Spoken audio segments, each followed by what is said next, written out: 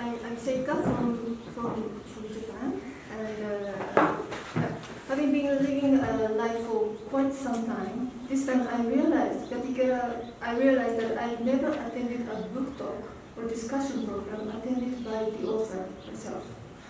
That made me think what I expect to get from the occasion if I attend one.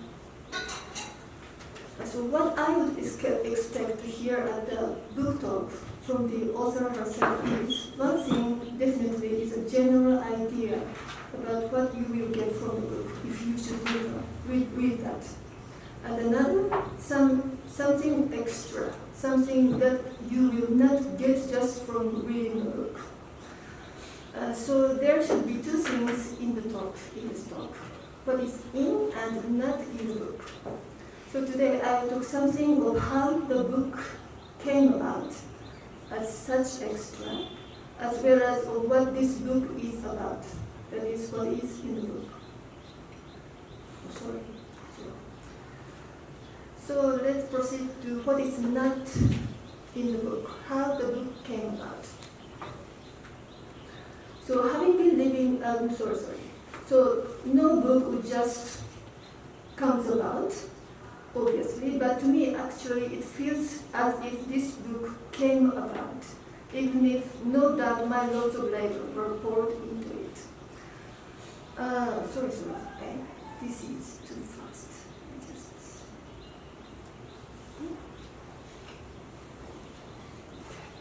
So now what is not in the book part. So the book is the product of my long-standing engagement with people involved, starting in the mid-1990s. In the more direct terms, life story interviews with Hyolmo Women in 2003-2004 made a major resource for the part 2 of the book, while fieldwork with women from various occupational backgrounds conducted through late 2000s to early 2010s crystallized into Chapter in Part 1, as well as Chapter 8 in Part 3. Chapter 6 and 7 are mainly based on publicized materials over the years. Thus, the work for writings put into this book can be conservatively said to have started way back more than 20 years ago. But back then, the idea, let alone concrete shape of this book, was nowhere in the world, not even in my head. The idea that you can make a book out of those rather disconnected materials from different sets of my research over the years was brought forth by Pradhan, sometimes in 2015 or in early 2016, in a casual conversation. And he said something like, "Ay sama English में लेके कोई बात करना, ये तो किताब बनाऊँ, just like." Which made me start to think, well, yes, I could make one somehow. He also said that he could publish my book from Chautari if I am willing. That got me on. If he had not made that remark back then, I would not have started to work on this at all. I think perhaps as you all around here are well aware, he is really diligent about making people work hard. While he is of course very hardworking himself. After I seriously started to get at the prospective book, however, he in no time conveyed that Chautari would not be able to publish my book, because so many were already in the pipeline. Actually, as I just said, I got on the plan only because I believed the book was going to be published by Chautari. I had no idea how I can find a publisher. I did not feel like I could do that either, but unable to say, okay, then I dropped the plan altogether. I ended up sending my proposals to a couple of publishers, which he kindly referred to find one that is willing to take it. After making a contract with one of them, the process of revisions ensued, which required lots of work. In the process, sometimes I thought, if Pradhan had not made that suggestion, and if I had just simply brushed it off them, I did not have to go through all this. I guess his remark at that time was not made with any serious thought. My response back then was also very casual, almost reflexive, made without giving any thought about it. Looking back, however, I think it was at that moment that the book came about. Put the other way around, if it had not been that moment, this book would not have seen the light. What kind of reflection can one get from this? Well, I don't know, but anyway, I found that moment quite intriguing. So let's proceed to what is in the book. So I opened the book's narrative by quoting these words uttered by a Nepali woman. मेरो त खासबाट कुरा पनि छैन, अरू कोही जानेकोसँग सोध्नुस् न त. I have nothing special to tell. Ask somebody else who is knowledgeable. And went on as follows. That was the kind of saying I would get to hear more often than not when I attempted to get stories from Nepali women about their own experience of life and livelihood. Whereas the response might show their coyness, modesty, sense of distance, or immunisance in the face of an inquisitive interlocutor like the author, or all of these at once.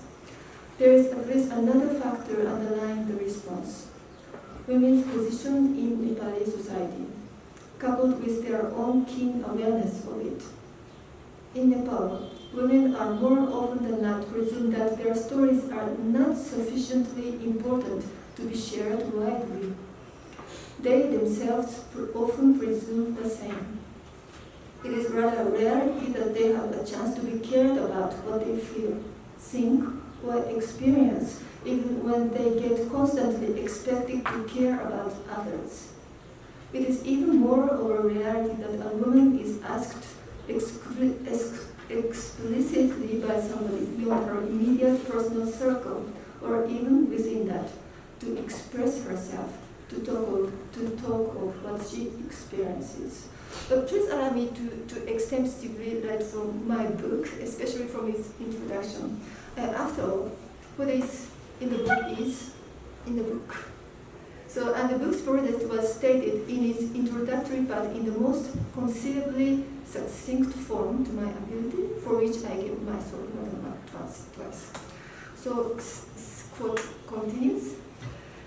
Consequently, many women become visibly uncomfortable when they are asked to do that. Many try to evade the conversation by citing such reasons like their being busy doing one thing or another, their being not good at talking, or their having nothing worthy of telling, as was presented just above. On one occasion, a woman even went on to say, positively refusing to respond, "Why do I have to tell anyone? My suffering stays on with me. It is no use telling of it to others." What this resounding no shows is that their silence might be something they rather rigorously executed. As such, it can reveal, as much as conceal, something important about their lived realities.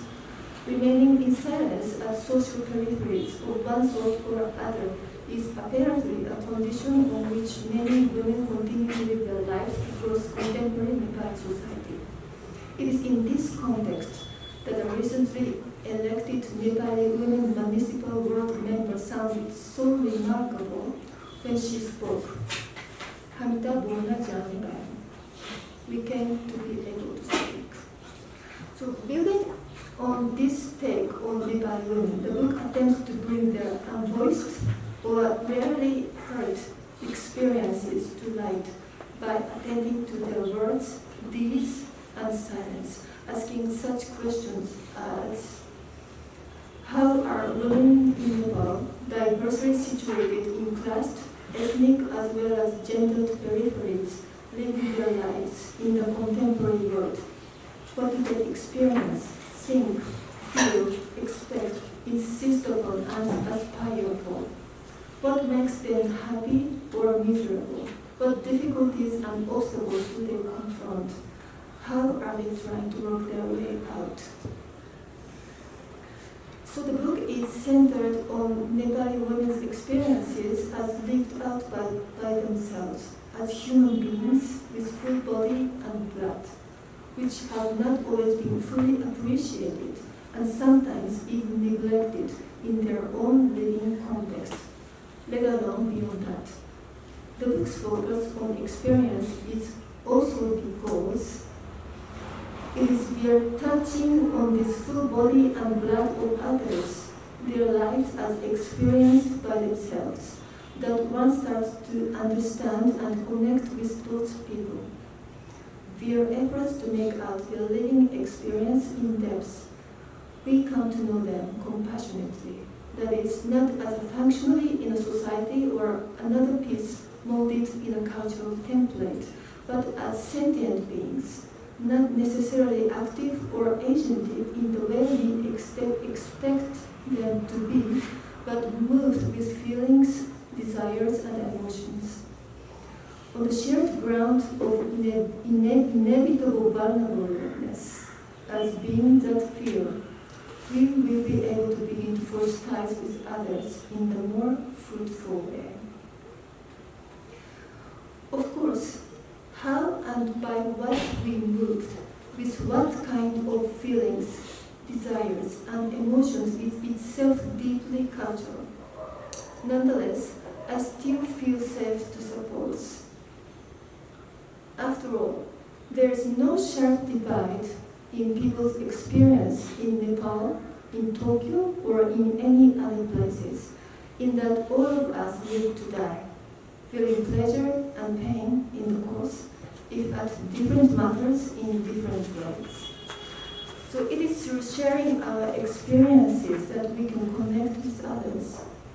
This focus on experience has still another dimension. I wrote, and this focus on experience is something that makes the current project deeply feminist too. It is a feminist endeavor not only in that it takes up women as its main subject, but also in that it engages with this relatively neglected avenue in ethnographic investigations. Experience, and by extension, feelings, sentiment, and emotions have been consistently radicalized in modernity that is predicated upon such binary oppositions as public versus private, structural versus personal, rational versus emotional, and male versus female, rendering the latter subordinate to the former. Marginalization of experience in anthropology has everything to do with this modern setup at large.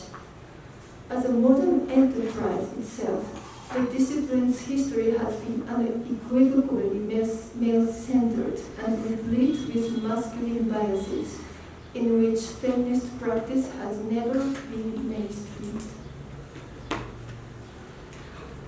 Thus, the current project can be summarized as to explore aspects of Nepali women's lives by closely attending to their experiences, not to identify their society or culture which differentiates them from us, but to grasp a common ground beyond distances, with intimate sensitivity to otherness or to social cultural differences they may exhibit against oneself or among themselves. So let us proceed what kind of picture we got from this project. So in introduction, I put forth the picture of Nepali women that is to be emerged from the book overall argument. Nepali women's living realities are complex, diverse, full of contradictions, changing as well as transformative, and all in all, not to be reduced to such one-sided image of backward, victimized women to be rescued. That is, they are more or less being marginalized, excluded, discriminated against, consequently suffering, anguishing, and yet being resilient, struggling, at times even resistant and speaking up, finding joy in and hope for living. Admittedly, the picture presents nothing novel. It is round, commonsensical as well as predictable. Its value appears perhaps solely lying in that it can at least shatter the simplistic colonial image of Nepali women, or women of the South for that matter, as poor, backward, victimized women. That constitutes part and parcel of the epistemological frame that perpetuates ignorance and arrogance against those women and renders them unable to speak nor be heard. What counts, however, is that the picture was forged through my particular encounters with various Nepali women and substantiated by concrete details of those women. I engaged with women from varied class background, including those in working class occupations such as construction work, domestic work, or street vending, as well as women of middle class or housewives. I engaged with women from varied ethnic or caste background, not least those of an ethnic group Hyolmo, but also those of other ethnic minorities or of Hindus, of so-called high or low castes.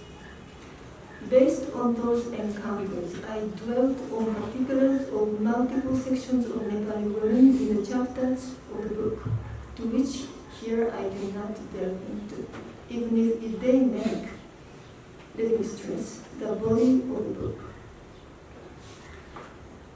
It is true that I was able to embrace the diversity of contemporary Nepali women into my scope of study with very limited success. But I suspect the picture of overall Nepali women might not become very much different from the one presented just above on the abstract level if I could expand my engagement to include more sections of Nepali women with more depth of rapport and understanding. After all, the picture of Nepali women at hand looks familiar and commonsensical because it is most likely applicable to women at large, almost universally, far beyond Nepal. At the fundamental level, the picture of contemporary Nepali women shall not be different from that of contemporary women in other parts of the world. In a nutshell, at one level of abstraction, women are living the same basic reality across social, cultural, political boundaries. What I have found through delving into particulars of some Nepali women's lives was this. The finding may seem disheartening, given it took me some 20 years at least to get at it. But perhaps I need not get disappointed, as already touched on earlier. We do not explore the lives of others to identify their society or culture, which differentiates them from us. We go for the endeavor exactly to grasp the common ground beyond distances, with intimate sensitivity to otherness or socio-cultural differences they may exhibit. So let us rather celebrate the finding that we are very much like each other. Toward the end of the last chapter of the book, again I wrote, we have explored the Nepali women's lives not to make a rigid cultural other out of them, but to find the common ground beyond apparent distance. The road to overcome social marginalization and exclusion of women is far from being linear. That is one thing we come to realize by intimately attending to women's experiences from a place as far as, for example, Nepal. With that realization, however, we are already a step closer to the future where we are, that is, we together with them are able to connect more skillfully with each other to share this one world. So skillfully connecting with each other to share this one world. This seems important now than ever at this juncture of Earth history, when all of us on this planet have become mutually involved to such an extent that we are practically on the same boat. Our well-being, or even survival, hinges upon whether and how we get along with each other, overcoming mutual differences. Even if we might not be willingly sharing our lives with others, certainly we are already sharing risks with them. The remaining question is how skillfully we share lives and risks. Only through sharing we will sustain the world for all to live on. Otherwise, the world is already doomed. Cultivating the prospect for the world we share takes a lot of efforts on multiple fronts. Exploration into other people's world, into their lives as lived by themselves, certainly is one of such fronts. Then what meaning could this kind of endeavor or its outcome have for the people who get studied, that is, in this case, women in Nepal? If they do not agree with this picture of them, a whole bunch of discussion will ensue. That is not bad at all. But if they agree, what point would they see in expounding the for them obvious truth that Nepali women are diverse and resilient? Apart from the discussions on particulars or particular sections of Nepali women, which I believe does have something to contribute to the body of knowledge of Nepali society and history, does the overall argument of this book present anything worthy for those studied? Here remains my concern. So that's it. If this small talk of mine could somehow prompt you to take a copy of the book, I deem it worth getting done. Thank you very much for giving me this occasion to share something with you. Thank you, sir. Meeta Palo, she'll be making her comments largely based on the review that was published in the last issue of Sinas. My voice on. Very fortunate. 2 days. Namaste once again. Thank you very much. There's a first for everything. Wanted to just say, this was the first time that I did a book review, so it was a bit scary, but it was also very exciting. It was exciting because I found the book so interesting. I kind of read it in one go and then I went back to read it again because there was so much of nuances in each chapter. And I kind of agreed with so much of what had been written that I found it very difficult to be critical, which is kind of demanded in a book review, to sort of state what you liked about the book and state what you didn't find, what you were looking for perhaps, or what could have added value. So I really hope you have a chance to read the review. It will take you through the different chapters. And you will find that I have very little critical comments on the different chapters, which is a testimony to how much I enjoyed the entire theme. You know, when we talk about Nepali women in all its diversity, Dr. Sato gave us this opportunity to actually delve deeply into the lives of a different variety of Nepali women. And like she stated, in these different peripheries, in relation to caste, ethnicity, in relation to class, and of course from a gendered perspective. So the first 3 chapters, when I looked into them, they were based on like an intersection of gender and class, looking at women working in urban areas, in different works like construction workers, and delving into how satisfied were they with their jobs. looking at the contours, of the life conditions of domestic workers, primarily women, most all women, and women who were kind of self-employed but street vendors, dealing with all the uncertainties of where they were going to go next. And all three chapters,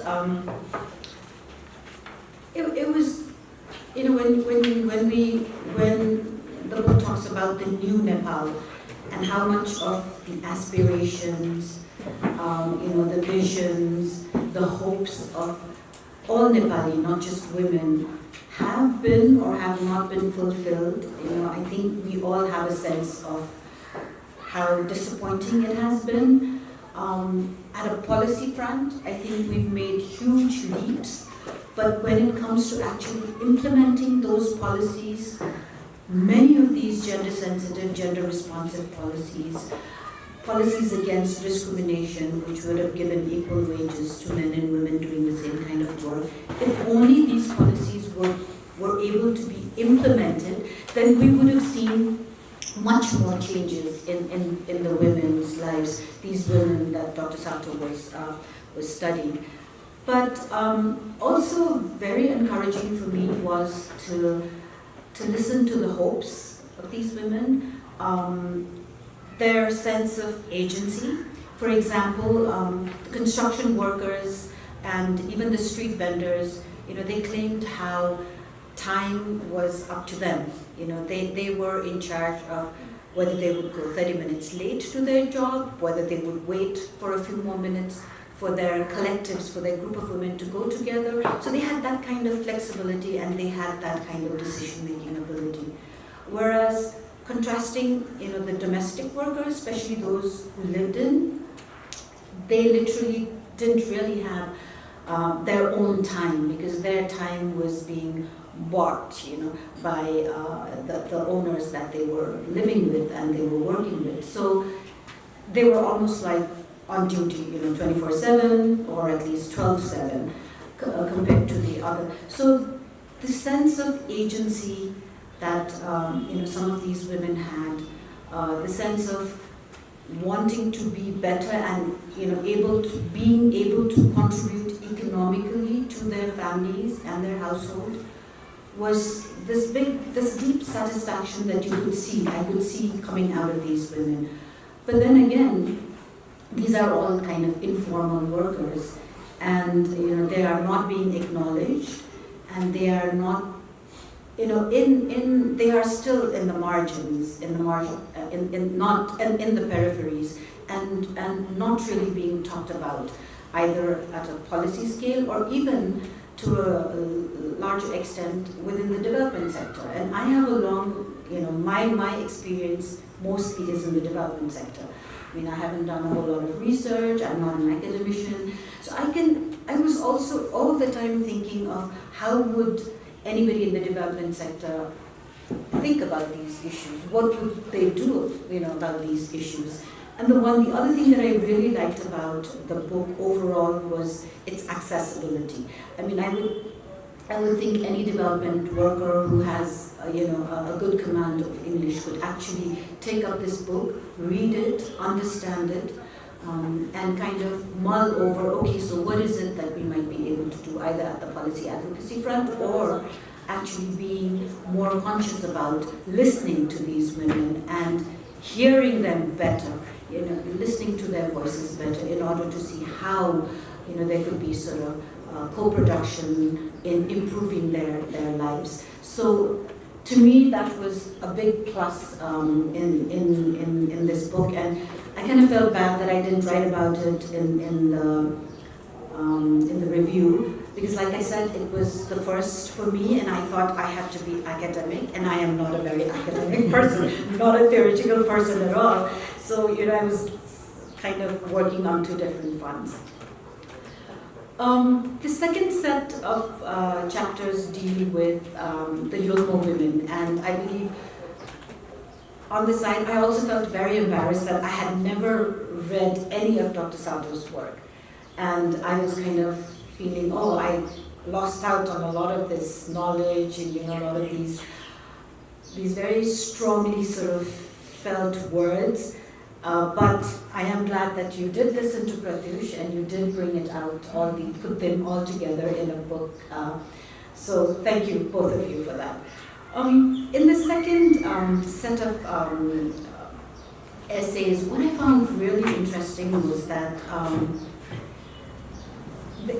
there are these two women from the same ethnic background with similar sort of, experiences related to migration. And of course, these chapters look at the gender and the ethnicity peripheries.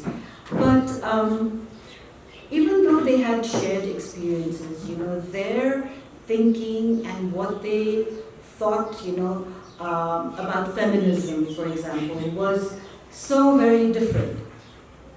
For one, it was, coming from a development background too, she wanted to go back and sort of give back and make, ensure that other women also were able to have a voice, be able to make decisions, have that capacity. And so she was thinking along those lines, whereas the other woman, for her, it was all about her own choices. And I kind of thought about perhaps it was also because she willingly or unconsciously made the choice not to go back to the village and not to work outside of the home, and maybe justifying that, or maybe feeling, in her subconscious mind, feeling that this is a choice that I made, and this is what I believe in terms of my rights. But maybe subconsciously missing out on crossing the boundaries of doing more in her life. And so that those set of essays were I really enjoyed those set of essays too. And especially when we think of Hyolmo women, and I believe they're Tamang, right? We look at every disaggregated data, on all socioeconomic indicators, and Tamang men and women and children fall pretty low, in terms of their achievements. And so there is this perception that, they're like really way down there, very marginalized. And we kind of, but in terms of, the whole project of listening to the experiences, listening to the thoughts of these women, I think it was even more compelling listening to these Tamang, these Hyolmo women. And, but also, I kind of, feeling very sort of sad about this element was that despite making such a big economic contribution through migration work or through working in Kathmandu, they missed out. Some of them were missing out on getting married, on time, and having their own families and children on time. But having to live with their, families, with their brothers, but again being under that being affected deeply by the patriarchal system and the patriarchal norms of not really being an equal member in the household, where the brothers are like, wondering how to divide up the property with this unmarried sister who has already contributed so much.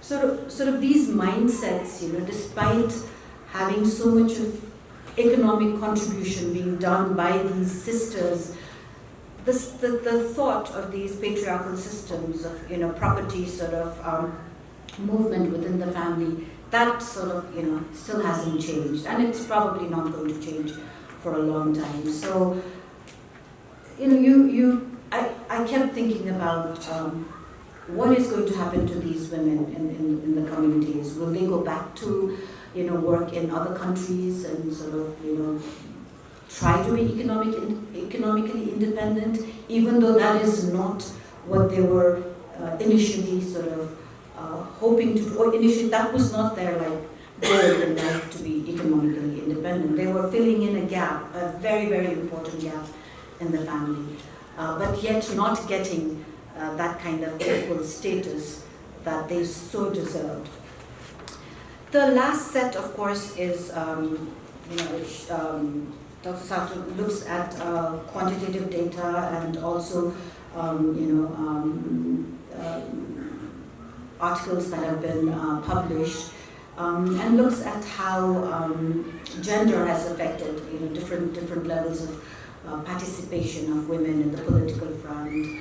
And that's where she also used the data from the Nepal Social Inclusion Survey, which I was so happy with, because despite such a rich set of data, and 2 rounds of data being available, it has not been used. And I feel personally, feel that it's a crime to collect more data and just have it lying there without anybody analyzing it. So one of my key aims these days has been to talk about this gender, caste, ethnicity, disaggregated data with 100 different indicators for over 88 different caste and ethnic groups in Nepal, and for young people, for scholars, for students to look at the data, use the data, and make the most of it to understand, the so-called new Nepal and what our different contributions can be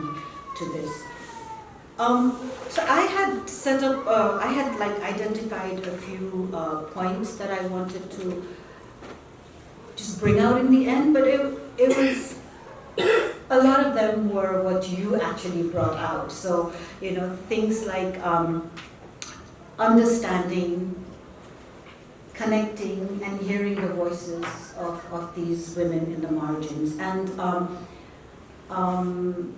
the thing is, occasionally we talk about minority women, and these days I believe women in the margin, at least those who have a voice and are able to talk about these issues, do not like the term minority.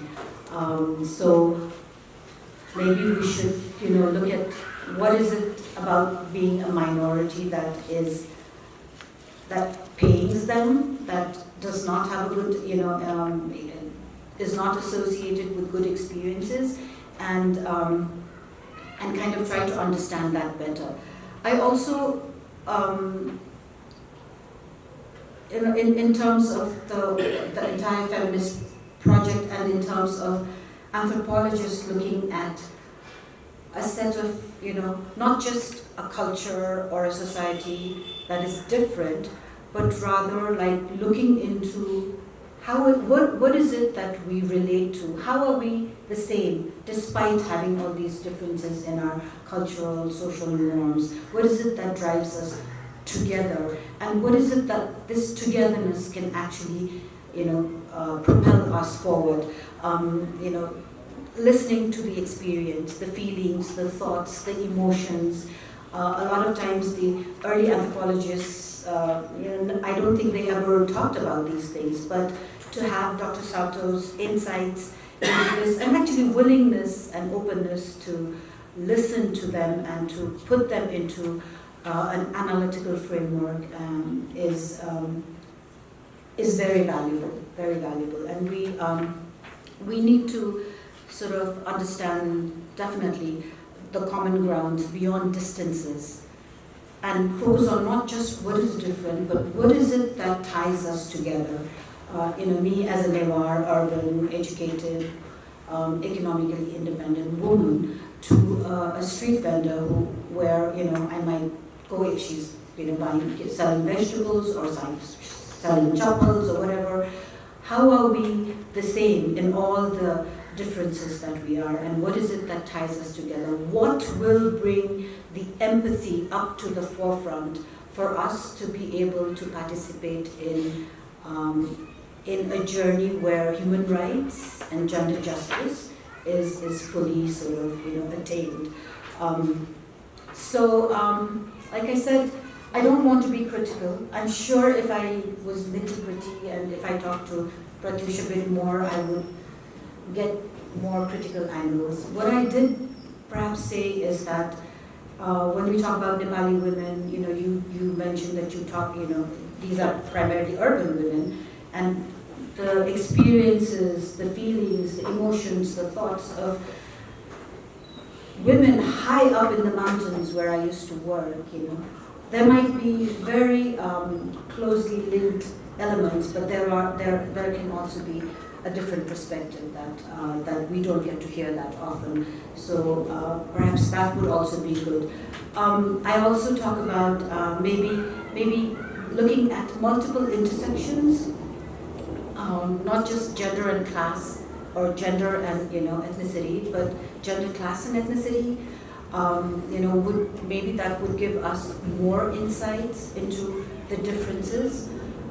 Maybe hearing some voices of the men in these families.